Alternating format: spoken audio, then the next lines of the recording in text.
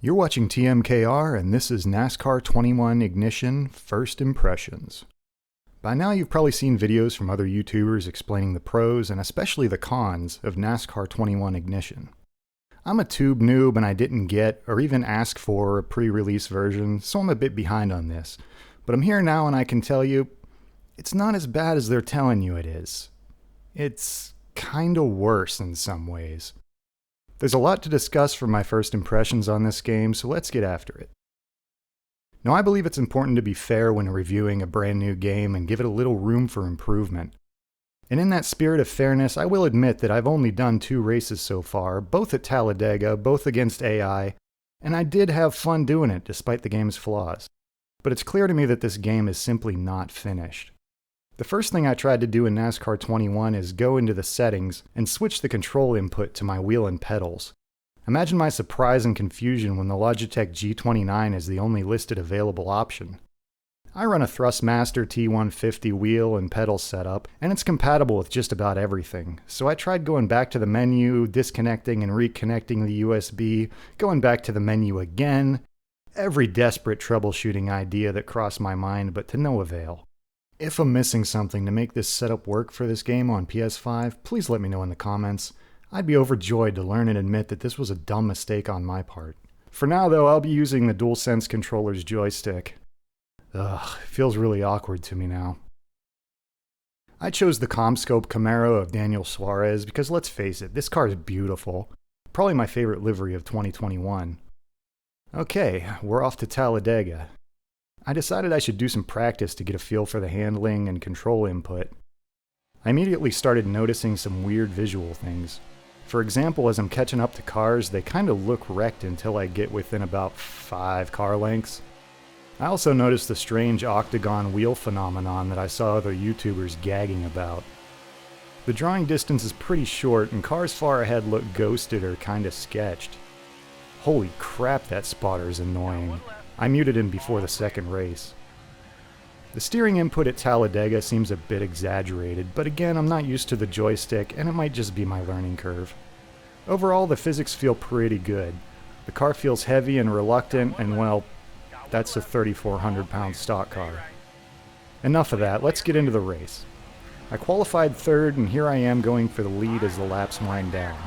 There's a big checkup from the AI off turn 4, and I get the lead pretty much handed to me. Soon after that, a caution comes out. I decide to pit for fuel, and forgot to turn off the damage repair, but pit road's packed so it shouldn't hurt too much. Going back to green in 32nd, and a car stopped in the tri-oval, that was close. Next time around, I'm gaining fast, and the bottom's wide open, so here I come. And the entire field just kinda bombs into pit road from the outside, right in front of me. This is the first green flag lap after a caution where I saw a full pit road. Why is this happening? Anyway, caution's out and I have to pit and fix damage. Denny's doing donuts or something on pit road. I respawn into the wall for some reason and cut a tire. That's my race over effectively. What a mess. I decided to give the paint booth a try, and that was kind of fun. The NASCAR 21 paint booth is better than anything in the NASCAR Heat franchise by leaps and bounds, but I admit that's a pretty low bar. You can do quite a bit in here with paint colors on the body, side skirts, rear spoiler, roof rails, and wheels. The decals available are limited, but serviceable if you have some creativity. There are some jagged gaps between panels that don't cover with decals, so you have to work around that. And you can't mirror decals on the front and rear bumper, roof, or hood, so you'll kind of have to eyeball it. Overall though, it's a pretty good paint booth. I'll show you my second race in replay mode because I know I was excited to see this. Usually replay mode is where racing games show off how pretty and polished and cinematic they can be. The sound in replay mode is nothing short of awful. There's a lot of jittering and stuttering, and it looks like my car is pushing and pulling chicken wire. Anyway, let me wrap this up because I can only say so much about this game right now.